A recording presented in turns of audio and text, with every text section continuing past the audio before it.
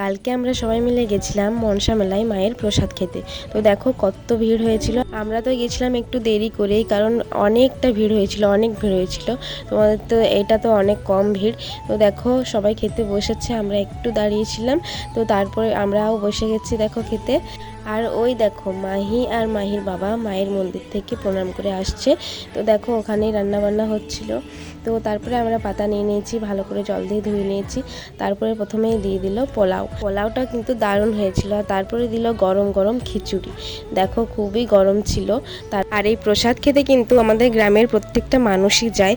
তো দেখো তারপরে দিয়ে দিল একটা পাঁচমেশালি তরকারিটাও খুব ভালো করেছিল। আর তারপরে দিল ঘুগনি। এটা হচ্ছে মাংস মেশানো থাকে যার পাতে যেরকম পড়ে দেখো। তো তারপরে দিয়ে দিচ্ছে পায়েস আর দিয়েছে চাটনি। প্রত্যেকটা খাবারে কিন্তু খুব ভালো হয়েছিল। তারপর আমরা ওইখান থেকে চলে এলাম বাড়িতে। ভিডিওটা আমি এখানে শেষ করছি। আজকের মতো সবাইকেই টাটা।